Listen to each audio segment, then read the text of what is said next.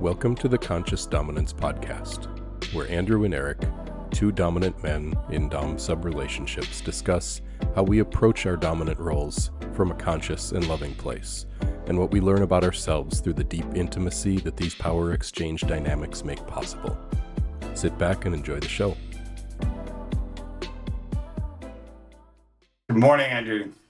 We got a little bit of an early start this morning. Yeah, we're doing an early Sunday morning recording session and coffee session. So cheers. Cheers. I was thinking about something that would love to dive into with a little bit more detail and a little bit more meticulousness. And that is a metaphor that we've thrown out there and that it's helped me a lot and that I want to dive into. And that is the weather, the feminine weather. And I think about what it is to be prepared for weather. Let's think about weather itself. Like last night, there was a storm that came through, thunder and lightning. It was awesome. Like I just watched it in awe.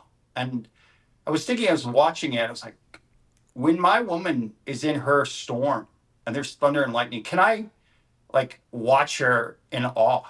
Can I see that and be like, damn, this is awesome? And not trivialize it, but really stand in awe of it. Or when there's a drizzle that's just ongoing all day, I kind of think, well, there's a mood. I take a jacket out, but I don't, oh no, it's raining all day. Maybe I had plans, I have to change them, but I don't take it personally that the weather is a certain way. I don't think what's wrong with me that there's wind howling or, somehow I did something wrong to make that happen. And I think about how the weather is an indication that there's change happening. There's two fronts coming along. There's been a warm front here. Now it's cooling off. And so there's a change, and it's a fast change. And that change might be really positive. And weather can happen and trigger ourselves when things are going really well in an equal amount to when things are going really, in a really tough way. And I always think about that story that you probably have heard too, where there's the boy and the man. It's some Chinese proverb. And the man has a son, and the son breaks his leg.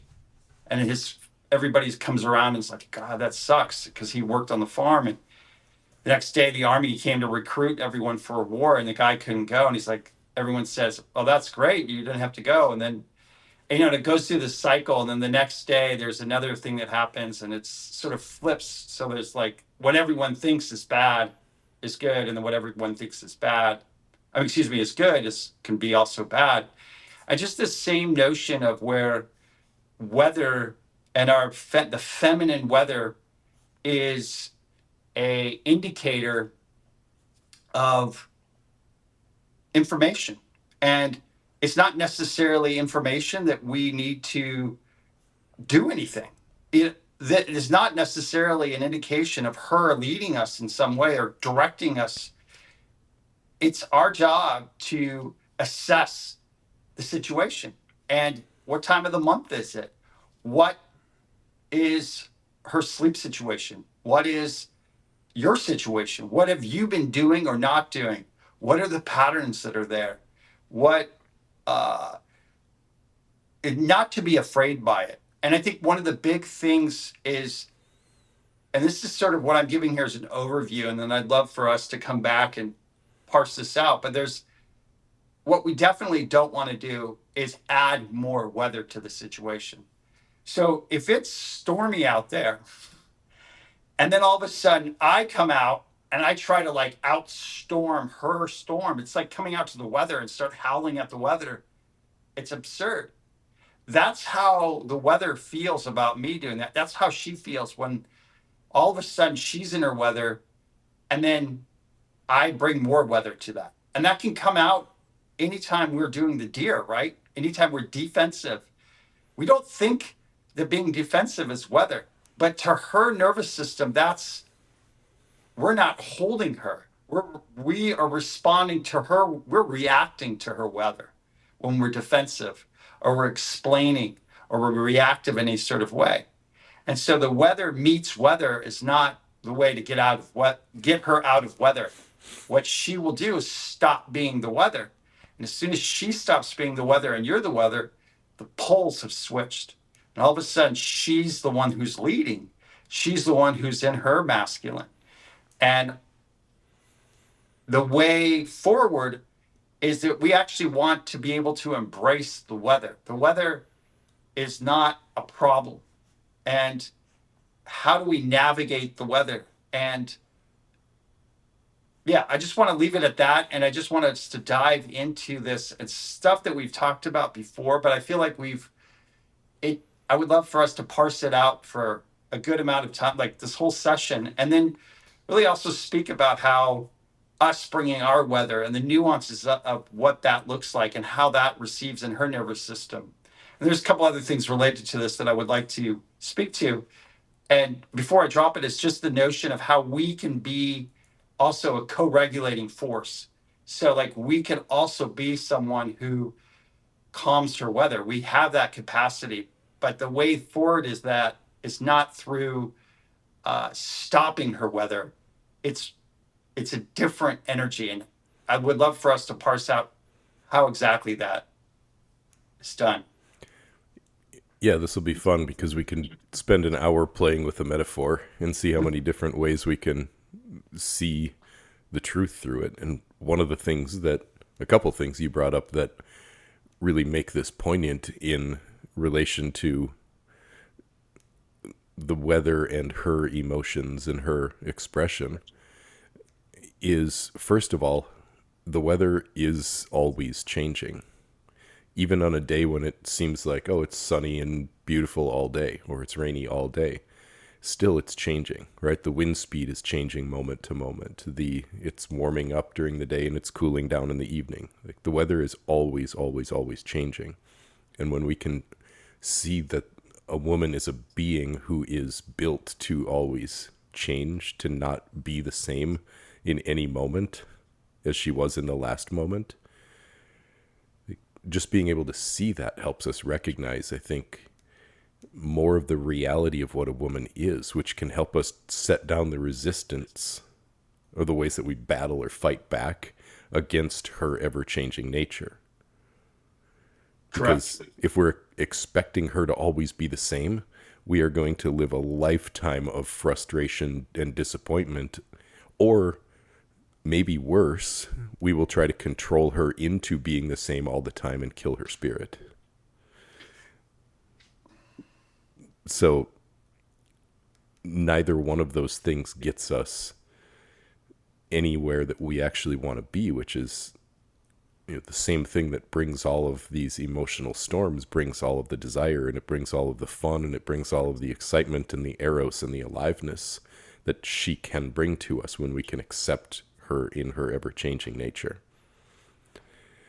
I've got one other thing there, but I'm curious how that kind of hits for you before I hit the other No, one. I agree. I love what you said there about, when I mentioned weather and just this expectation that there's change. The weather by its definition, and another way of saying weather is change. Like by definition, weather is change. Like when we say there's no weather today, what we're saying is there's no change. you know, you know what I mean? Like the weather is change. And I think if like you just said, and I like to think that's really beautiful, is to expect and to not take personally, really important, and to see the changeability as not something to control. Yet, I guess I have the question. I'd love to see where you're going, but I have the question: what's the nuance between not controlling and yet also not being a somebody who's just letting that happen over there and not leading that or not containing that? What's the nuance between containment and control? Well, let's go there since we're there. I can come back to my other thought, but in my mind, to some extent, it's acceptance versus resistance. because we can't contain something that we're trying to fight back or stop. And control is trying to stop her from being however she is. To me, that's what control is. But containment can happen when we receive. When we're not saying, don't be like that, we're saying, okay, be like that. And we stop seeing it as a problem and we start seeing it as information. Because then her expression, her weather, her, like how she changes, and she can, Dawn the other day was laughing for 1 minute so hard that she almost started crying. She actually tripped going up the stairs because she was laughing so hard that she couldn't even like make it up a staircase. 5 minutes before that, we're preparing to, in our lives, we're like packing up to move and to go live in an RV full time and to travel and be on the road all the time, which is taking her away from the place that she grew up and has lived for her whole life. 5 minutes before that, she was crying because of the sadness she was feeling around moving, even though she's excited to move. Right? So she's excited to leave here, sad to leave here, and then like something silly made her laugh so hard that she fell up the stairs. All within a period of 5 minutes. Mm-hmm. And if I was like trying to like fucking stop her from feeling all of those feelings because I'm uncomfortable with how fast she's changing, like I'd call her crazy. I'd try to shut all that down. Mm-hmm. But if I tried to shut down the crying weather, for example, then she probably would have been shut down and stuck in that rather than me getting then to experience all of the joy of her like shifting into being silly and laughing. So by accepting the weather that I might otherwise resist, I can then give it kind of the acceptance and calm it pretty easily and pretty quickly. Like I actually help the weather move through, and that's the containment that it really needs. It needs to be accepted because then it can move and we can move to the next thing.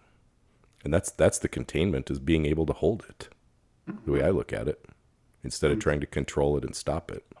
Mm-hmm. That's well said. I think the acceptance idea, it's such a nuance, right? Like, what is the difference between acceptance and giving up? Like, what's the difference between like acceptance sort of like has a feeling a little bit like surrender, and sometimes is that that energy, it's an energy difference, but it's such an important difference. Like on the surface, it's like, what are you, crazy? We're going to just accept this, like that it's like you're dumbfounded. Mm-hmm. And so I would love for you to speak a little bit more of when you say accept the weather, what does that feel like in your nervous system? Like, what are you experiencing when you're doing that? Now or a few years ago? Both. Show me the difference. Well, a few years ago, when I was really starting to recognize this concept, that, and when I say this concept, here's the concept that I mean.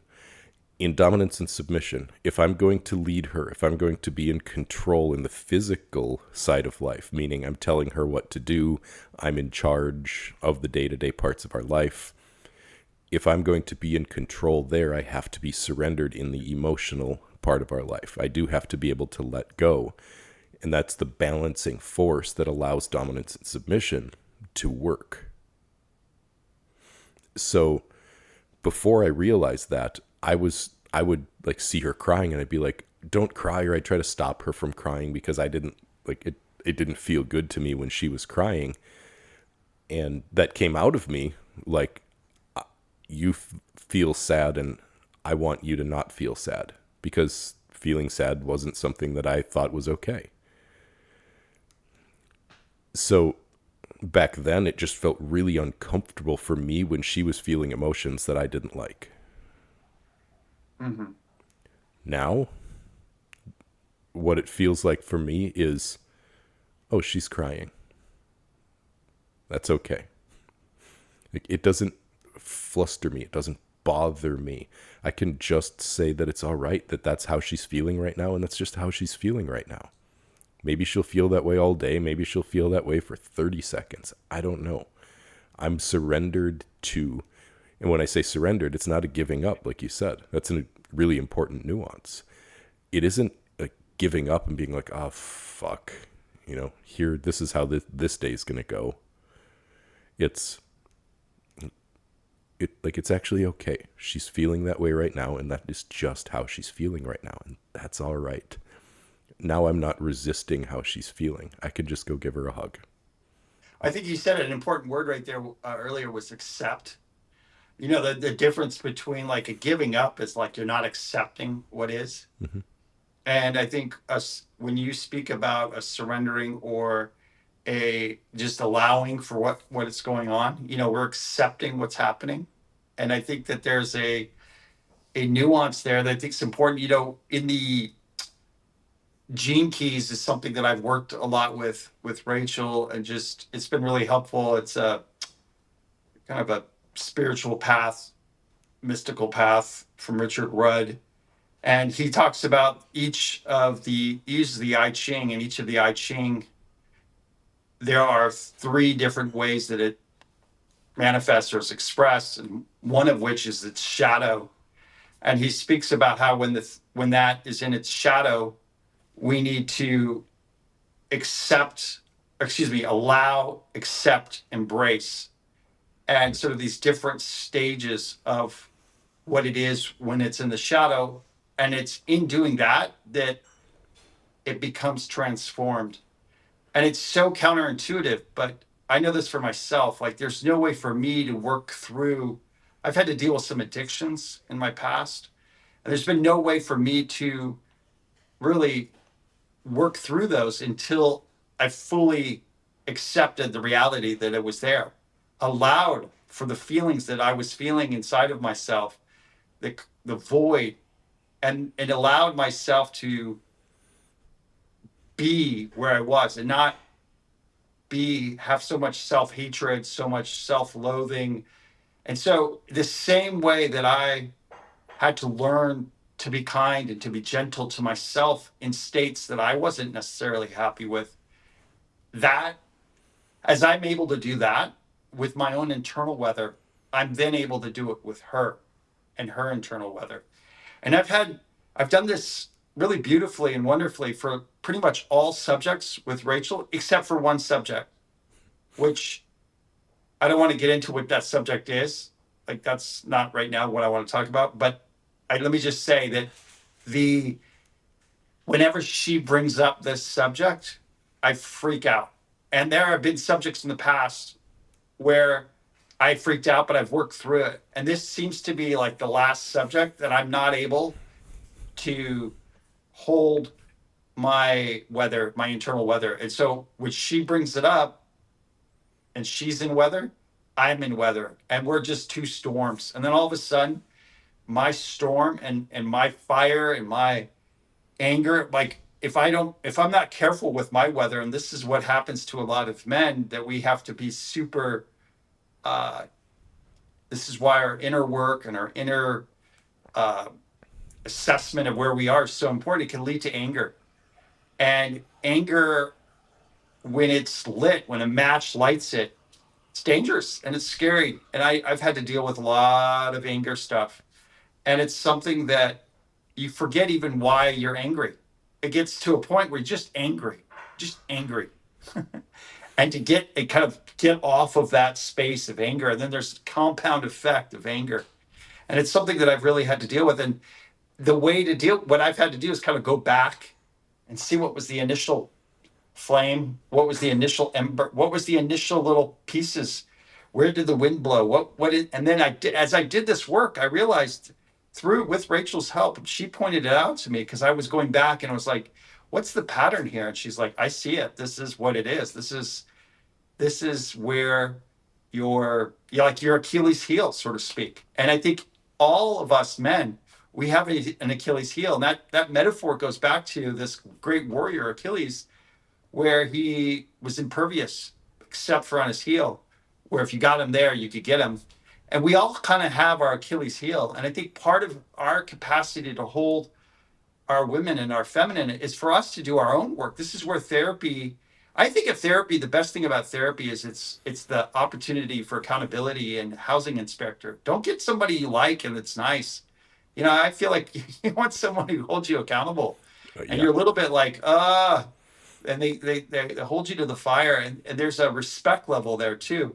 But I just think this weather in her is also starts really with the weather and ourselves. And so, as I know your story, and I know from speaking to you how much work you've done on your own internal weather, and as you've done that work, I would imagine, and I've seen, and you said this, in the proportion that you've been able to hold yourself and done that work is the proportion that you're able to hold her.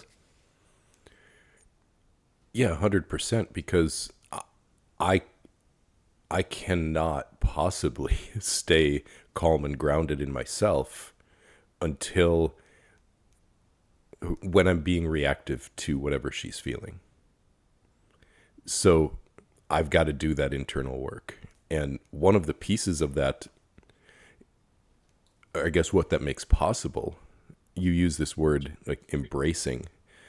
This isn't just accepting how she's feeling. It's not just saying, okay, fine. Like, she's sad. Okay, fine. Right? There's no eye roll to this. It's actually appreciating it. Like, it's actually appreciating the fact that she feels the way that she does, rather than being in approval of some emotions and in disapproval of others from her. So, and that's really kind of the long-term objective to this work, is to be able to be that solid in yourself that you can say, she's crying right now. There's something valuable about those tears. There's something meaningful. She's feeling that way for a reason. Mm-hmm. And that reason might be something that's very beautiful. It might be something in her that we can see, that we can help her to see in herself, that'll help her evolve, that'll help her heal, or that'll help her let go of some pain that she's been carrying. We can appreciate them because we can see that her emotions are happening to show us something. They're information that we can receive when we can actually receive them and not have any resistance to what she's experiencing.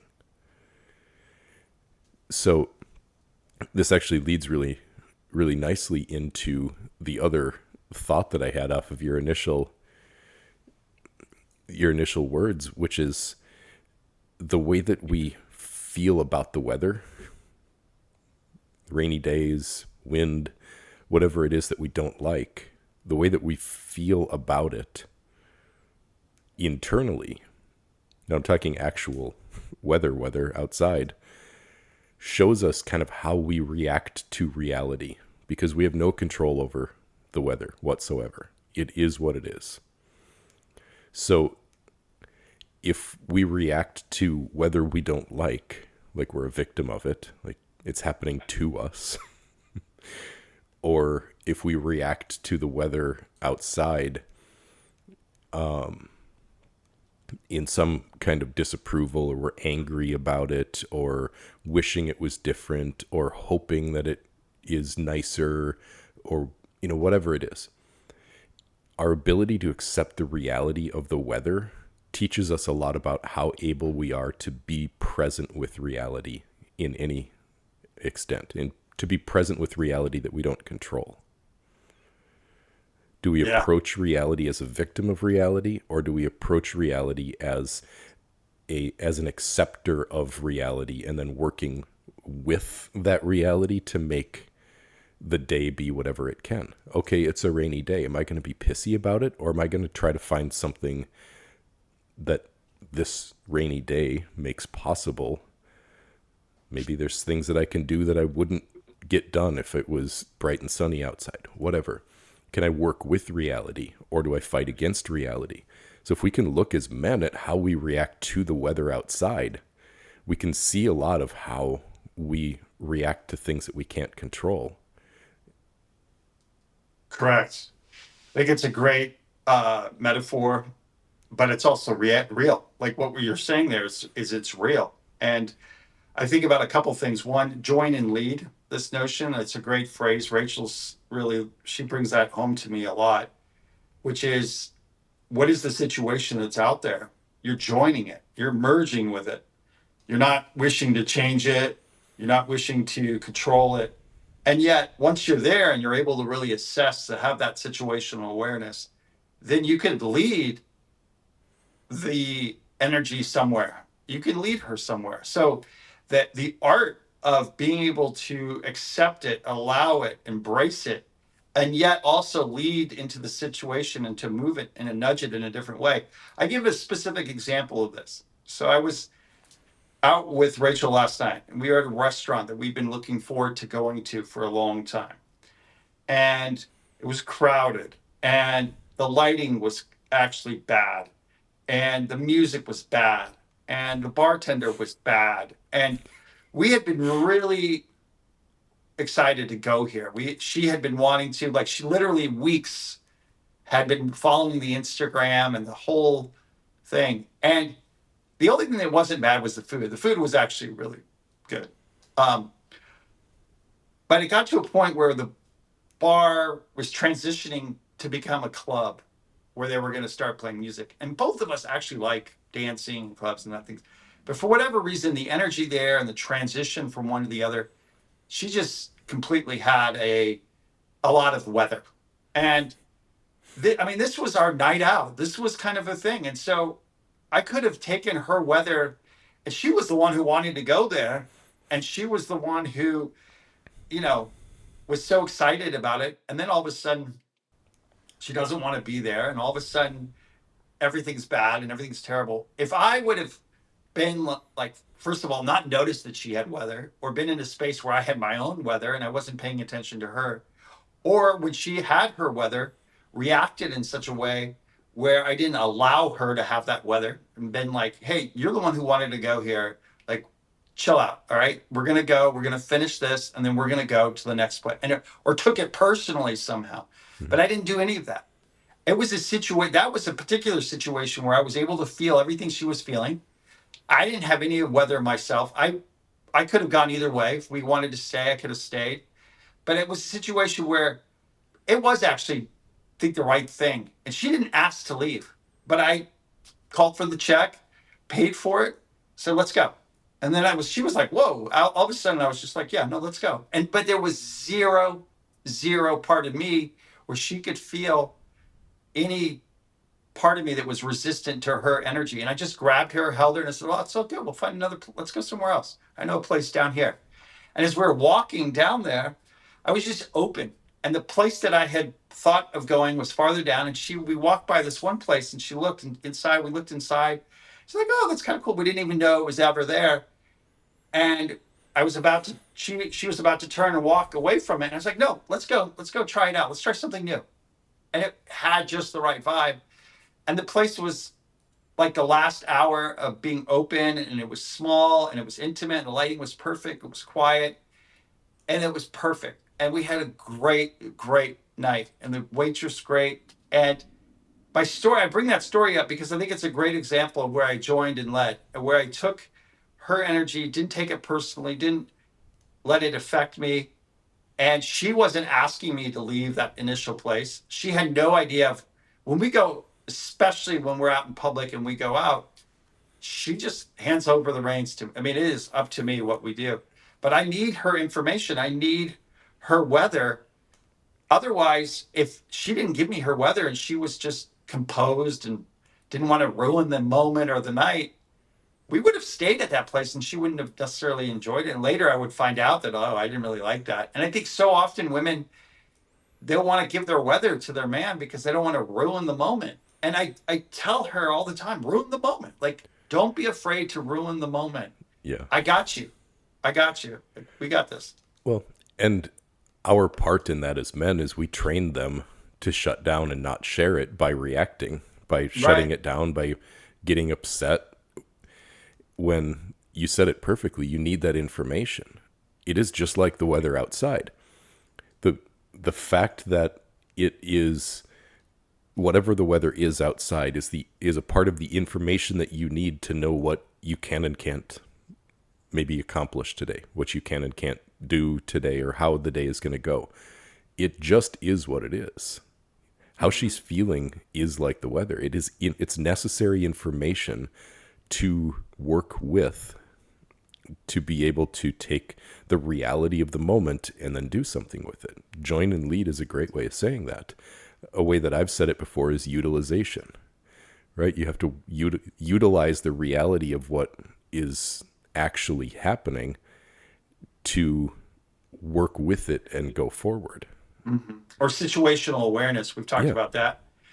I mean, I think that I love what you were saying, the stillness. I mean, you exemplify this, knowing you exemplify a stillness and a steadiness. And I think that's another place that I want to take this is it is become almost trite or kind of a stereotype, but I actually think it's a valid stereotype and actually an important stereotype, and that this stereotype that I'm speaking to is the consistency and the solidity and the groundedness of the masculine. That actually is an important thing. And I think what I want to offer, though, is can we get there on the other side of complexity? There's a great quote by some scientist that he's like, I want simplicity on the other side of complexity.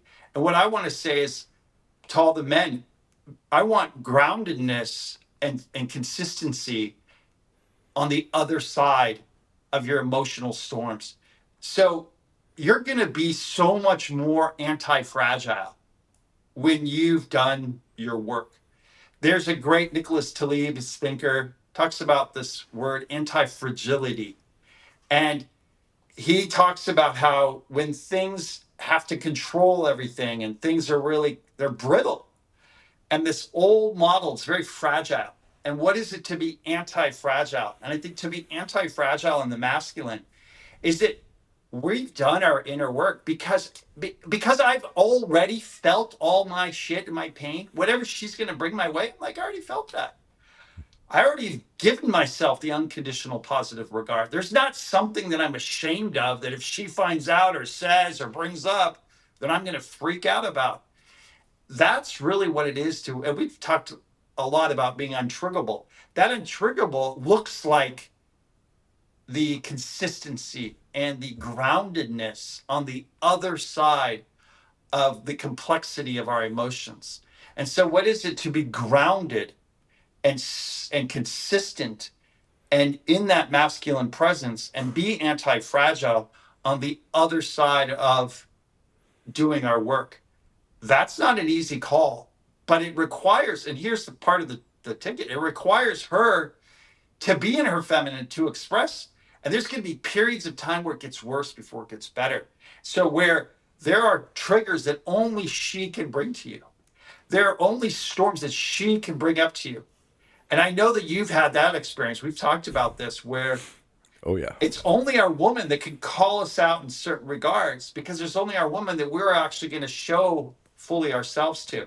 So there's going to be a period where we're going to have our own inner storms. We're going to have our own inner turmoil, but stay with it, stick with it. You'll get to this other place if you and her are committed to polarity. If you're committed to dominance and surrender and submission, you'll make it through this sort of eddy of the depolarization to come out to another space. But that's only if you allow yourself and accept yourself and embrace the actual storm, your own inner storm. But if you have to keep your storm at bay, you and I have been fragile in that state. Oh, I can't be around that person. They're triggering, or this is where there's like safe spaces and the triggering. That's a perfect recipe for fragility and for weakness. And that's fine for people that want to live a life where they identify as a victim. But if you want to live a life where you're not a victim, you have to go through this space and then come out to another place. Yeah, it's empowerment versus victim. And, we see this, I think, a lot in young men who are starting to recognize that that being fragile doesn't feel good. Mm-hmm. And, you see it in the rise of Stoicism. Correct. Guys, especially young men, I see looking a lot to this idea of Stoicism, and they look at the writings of Marcus Aurelius et al. That kind of are the original proponents of this idea of being stoic. But Stoicism as a bard against fragility, basically like a way to fight back the fragility that you feel inside, is kind of the before complexity, right? If you feel fragile, easily triggered, easily set off, easily bothered, upset, whatever, if that's kind of the state that you're in, where like everything feels like it makes you anxious, like it makes you afraid, like you're trying, and then you find Stoicism and it could be like, okay, oh, I can actually like, I can feel good. I can resist that feeling of fragility inside of me. It is still, the fragility is still there. You're just learning to put some resistance up to it. The problem with that is eventually, when the energy is still there, but you're just in resistance to it, you're trying to be like a rigid tree. And enough weather, enough wind hitting a tree that doesn't bend, when you're trying to just be stiff in resistance to the reality of what's happening, eventually you're going to snap and break. Yeah, these tall buildings in Japan makes the best buildings to withstand earthquakes, and they actually build them to move. Mm-hmm. They actually can move a little bit, and I think that's a really good metaphor that for what it is to be in the weather. And as you talk about Stoicism, I think about how I'm familiar with it, a lot of it through Ryan Holiday and his number of his books. And one book that's really actually really helpful, and I think is a great idea just as a phrase, is the obstacle is the way. And I think another way to say this is the weather is the way. We don't, instead of thinking about the woman's weather as an obstacle to getting sex, or an obstacle to getting what you want, or to her surrender, or to her submission, or her defiance, or whatever, or her voice is an obstacle. The obstacle is the way. The weather is the way. Her voice is the way. Her weather is the way. You have to be the buffalo, like we've talked about, that face. How do buffalo go through the storm? They go right through it, because it's the quickest way to go through the storm. You go right through it. This is what it is to be. It's Stoicism on the other side of it. And this is where, a lot of mystics and monks and hermits, that's one model where you can go be stoic and just leave life. But what is it to hold your ground and your stoicism in a relationship? And there's a lot of guys now that just want to check out of being in a relationship. That's all well and good, but you're not going to grow. There's a certain growth curve in you and your anti-fragility that can only occur through being around a feminine being and through holding her storms. You're not going to be able to achieve that. So you're going to be more and more fragile in that. And I think that the part of what I've seen you do is, and myself do, is our commitment to our woman, and our commitment to not numbing ourselves, our commitment to feeling the pain that she brings up in her voice, in her weather. Can we hold that? Can we hold that pain, see it, and then alchemize it? And this is what the mission is. Well, this is that's the stoicism on the other side, right? Because what has to happen is those storms have to come. They have to snap us so we can see where we were holding that resistance inside of ourselves, where we were holding that like forcefulness inside of ourselves. And then we can put ourselves back together. We can stand back up. And then next time, maybe be a little bit less rigid. Because you use the analogy of the buildings in Japan. I love to use the analogy of an oak tree. The oak tree in the middle of a big open field. When a thunderstorm comes rolling through, that tree's maybe been there for 200 years. It's seen a lot of storms. And when you see like a 70, 80, 90 mile an hour wind hit the side of a tree, that tree bends and it blows and the branches and some stuff even falls off of it. But it has to allow that storm to blow through it, not to try to stop the wind, but to receive it and kind of flow with it and accept it. And that's what this gets to feel like for us. And I'm going to take this to then what that gets to be for her. But what it gets to be for you inside of yourself first is, oh, this is just wind blowing at me. Like I can just and receive it without trying to stop it, without trying to block it, but I can just let it blow. I can let my branches bend. I can let my trunk bend a little bit. I'm not going to fall over. I've been standing now in these storms for a lot of years. I know that I can stand up through this one. I know that this doesn't have to knock me over. Like this is just, it's just wind. Okay. Now that I'm not trying to stop it, now I can actually feel what it feels like to be stoic without having to change reality. I can feel what being stoic inside of myself is not a shutdown. It's not a resistance. It's not a rigid or harsh kind of energy with myself or with her. But it really is being okay regardless of if it's sunny or if it's stormy. Like I can actually be okay no matter what's going on around me. And then I'm not reacting to anything that she's doing. So you mentioned the groundedness of the masculine. This is what this gets to be for her now all of a sudden, is all of the stuff that she has had to suppress and push down and not feel because of her own inner resistance, because of how she's been told she has to be or can't be. For a while, when we start allowing this stuff, more of it starts to happen because now she finally feels free to let herself, like to let it all go, all of the stuff that she hasn't allowed herself to feel.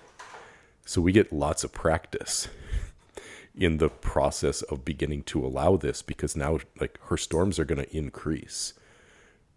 She never suppressed her happiness, her joy, her sexuality, like the things that felt good to her, those always moved. The only things that she stuffed are the things that she disapproved of, either because she disapproved of them in herself or she felt like they wouldn't be accepted outside of her. And So some of those things, go ahead.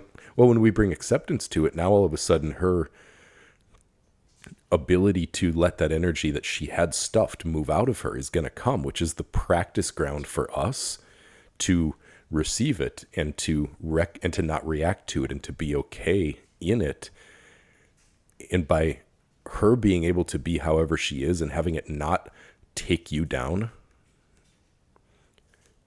is profoundly healing to a woman. And this is how we actually get to move beyond a place where there's this battle of the sexes and there really is a beautiful flow between us. I agree. And I had a metaphor just come to mind that really encapsulates this beautifully. And one of the things that I wanted to stipulate with this too is that to support this metaphor, you want her to feel like she can bring whatever she's got, good, bad, in between. And so some of what she's suppressing is her sexuality, is her kink, is her desires. And she also is probably suppressing her grief. She's also suppressing her ambitions, her cravings. You know, there's all kinds of things that she's suppressing. And the metaphor is brainstorming. You know, when you have a brainstorming session and you want to feel like, I know as a teacher, I wanted my students to feel really safe that they could bring up, there's no bad ideas. We're just going to not shoot anyone down. Everything is accepted. Everything's great. Like this is, it's the same kind of idea of an improv as well. It's a yes and quality. You know, when there's great improv, you know, something happens and the yes and then this and then this, and you never want to stop the momentum of thought and of energy. That's her energy. We want her and yes and tell me more. Yes, yes, yes, yes. And the issue is that if she thinks, or a lot of relationships where there's a flux of who's in charge, who's leading, she's not going to want to brainstorm, because anytime she brings stuff up, she's going to, if she's actually leading them, then all of a sudden that means that that's the direction they're going, or we're actually going to make that into a reality, and that fantasy's got to have to happen, and this is going to have to happen, and she's got this craving, so she's going to have to do this. And this is why it's so important for her to be able to feel that her energy and her thoughts are just ideas that are potentials, and they're not her leading. It's not her saying this is what should happen. And this is where the clarity of that is really important. And our job is to come in and edit. And our job is to come in and actually be like the sword, make decisions. That's a decide. Decide has the notion that from its etymology is to cut things off. So we're here to cut things off, to say there's this, and there's this, no, not this time, but not this time. And but in order to do that, if what she's doing is triggering, then we're going to stifle, and we won't get the full information, and we won't get the fullness of her. And she'll have to suppress that. And in that suppression, you're only getting the partial potential feminine that is so nurturing in her full expression. We really have to recognize that true feminine expression is always and only happening in the moment. She can't be thinking ahead and also be in her feminine. She could be expressing ahead. Yeah, but she can't be making plans. And Yeah. like, she needs us to be the one taking the big picture into account. She needs us to be the one thinking about containment. Like, she might have these desires that are completely unrealistic to the moment, but she needs to have those desires if she's feeling them right now. We need to be the one to say, no, that's not a good idea. Or, Right. that is a great idea. This is absolutely not the time for it. Right. But it's good for me to know that you want that you desire that would feel good to you, because now I can take that into account with everything else that's important and figure out how to make it work somewhere down the road. I mean, all of it goes back to her storm and her weather, but the full expression of her weather, if we don't allow for the full expression of it, then we don't get the full potential of her, the full awesomeness of her.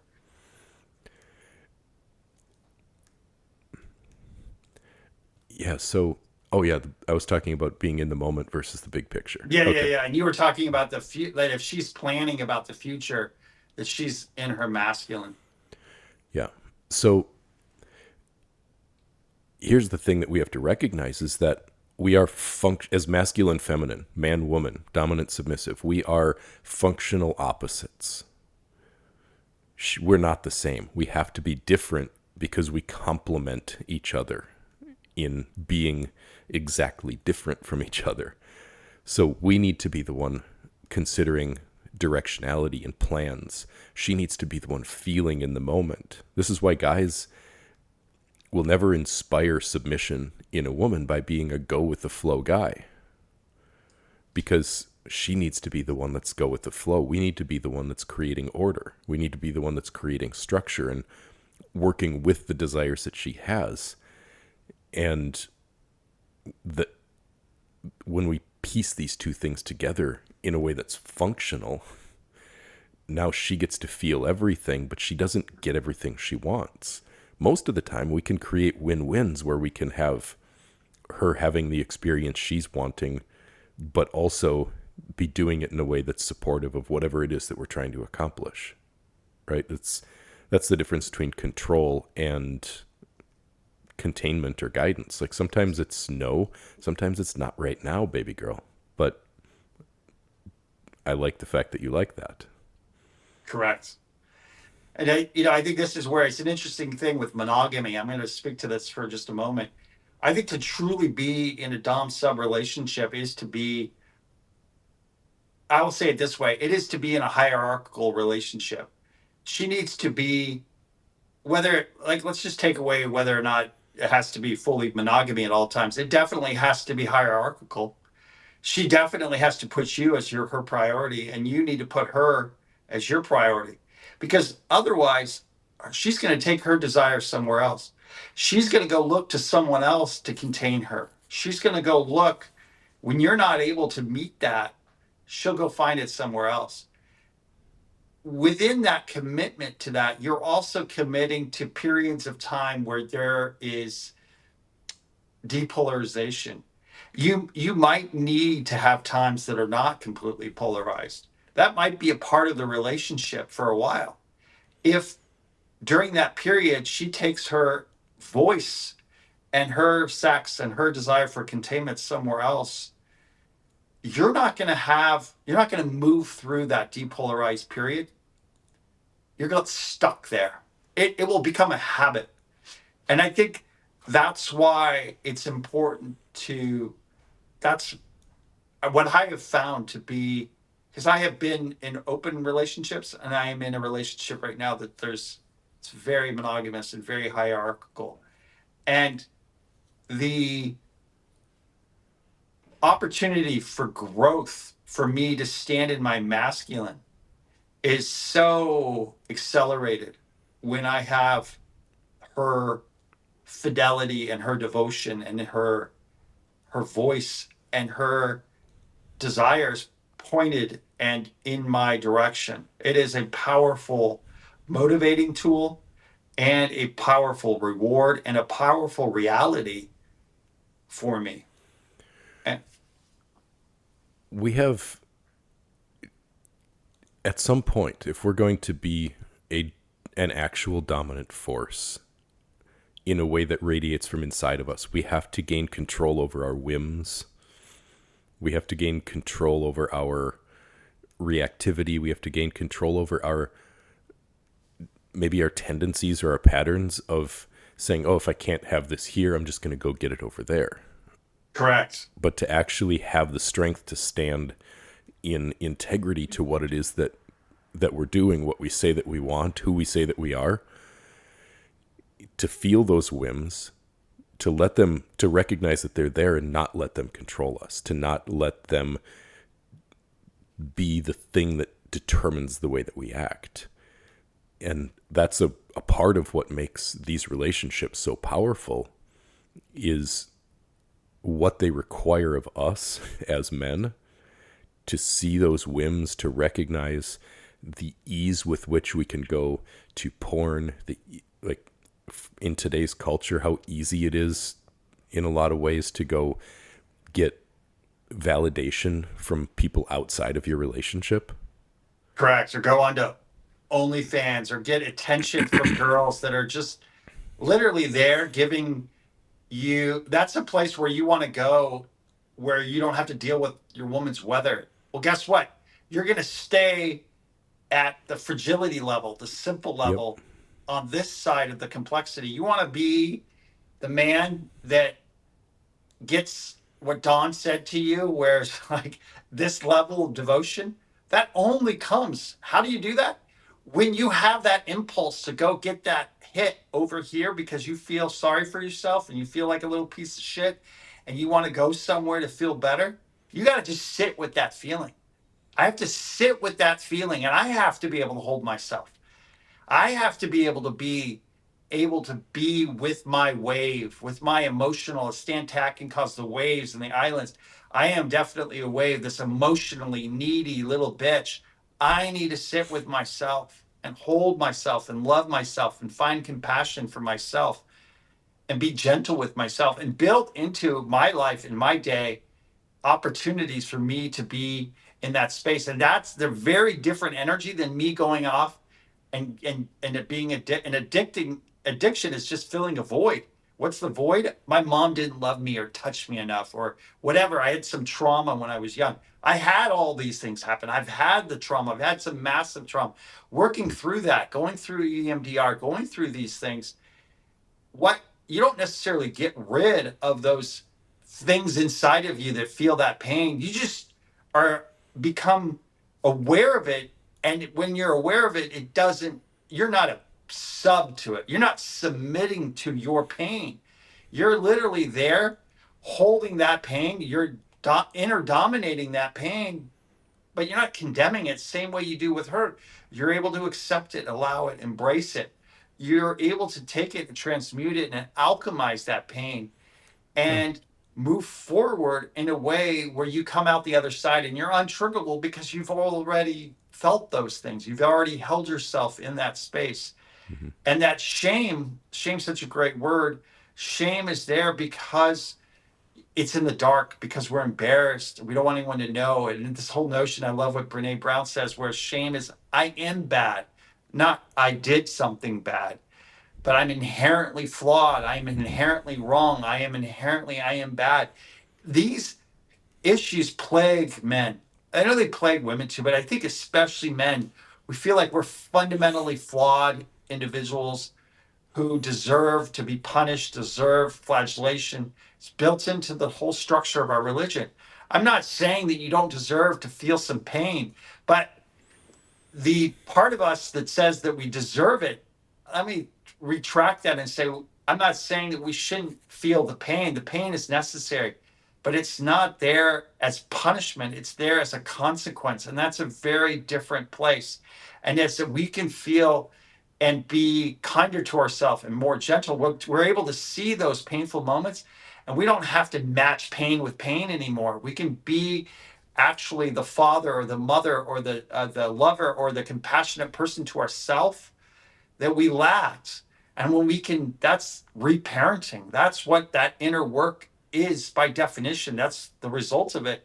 Then we're able to come to her when she's going through her meltdown or her trigger or her issues or her inner child or whatever that is. We got this. We just say, I got you. You bring it to me. Bring your tears, bring your weather, bring your sadness, bring your grief, bring your lust, bring your desires. They're not tripping me out.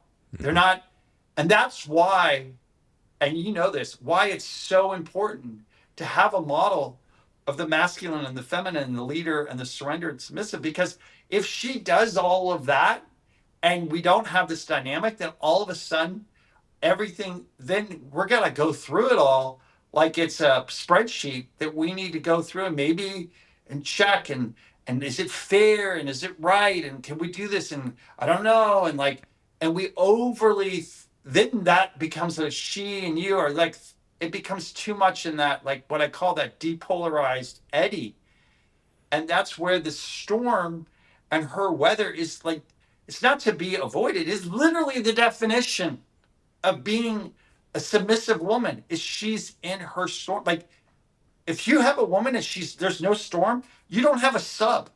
You have a woman who's got feminine body parts, but she's not in her feminine. She's being contorting. She's discerning. She's planning. She's holding all she's actually being the stoic. And that's where that control that you have over here, be careful with that because you're going to create someone that you think and you get off on who you've turned into becoming she's the actual masculine. The definition of being a submissive is being out of control. And so if the way that you are leading her is in a way that is trying to have her have more self-control, to have her have control over her emotions, to try to stop her from feeling certain things, you're actually leading her in, like you said, into being the dominant, into having inner dominance. If you're teaching her how to control herself, you're teaching her how to do what you need to be doing for yourself, which is controlling yourself. Because if she's submissive to you, she is out of control. And any time that she's out of control, she's going to feel something. And that feeling might be fear, it might be excitement, it might be